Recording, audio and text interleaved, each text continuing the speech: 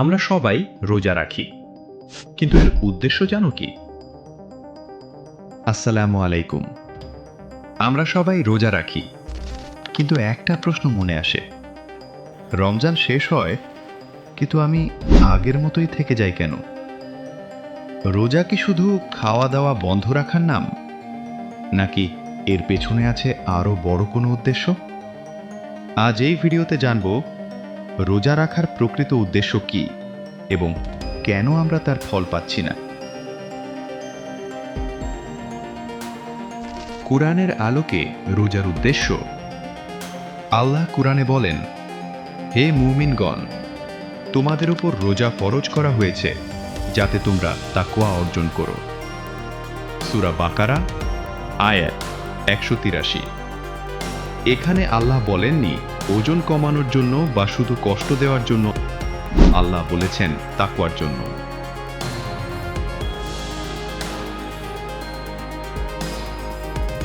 তাকওয়া মানে কি? আল্লাহকে ভয় করা, গোপনে প্রকাশ্যে গুনাহ থেকে বাঁচা, আল্লাহকে সামনে রেখে জীবন চালানো।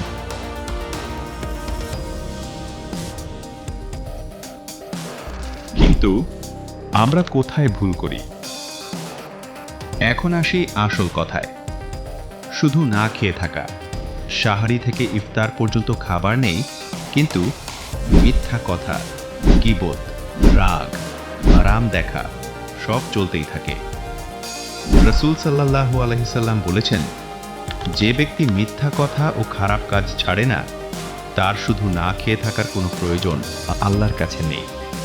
আমরা পেটকে রোজা দিই, কিন্তু জিহ্বা রোজা রাখে না, চোখ রোজা রাখে না, মোবাইল রোজা রাখে না।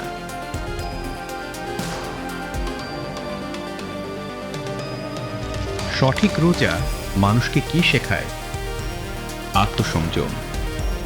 খিদে লাগলেও খাই না মানে আমি চাইলে নিজেকে কন্ট্রোল করতে পারি। ধৈর্য। রাগ হলেও চুপ থাকা, কষ্ট হলেও আল্লাহর উপর ভরসা। দয়া ও সহমর্মিতা। গরিবের কষ্ট বুঝি দান করার মন তৈরি হয়। আল্লাহর নৈকট্য। রোজা এমন ইবাদত যার প্রতিদান আল্লাহ নিজে দেন। বাস্তব জীবনে প্রয়োগ। এই রমজানে ছোট 3টা সিদ্ধান্ত নাও। রোজা থাকলে মিথ্যা বলবো না, রাগ এলে চুপ থাকব, প্রতিদিন অন্তত 5 মিনিট কুরআন বুঝে পড়ব। এই ছোট আমলই তোমার জীবন বদলে দিতে পারে। 30 দিনের জন্য নয়, রমজান হলো পুরো জীবনের ট্রেনিং।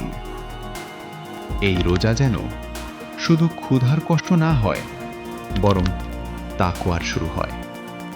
এই ভিডিওটা যদি তোমার হৃদয়ে লাগে, একটা লাইক দাও, কমেন্টে লিখো, ইনশাআল্লাহ নিজেকে বদলাবো।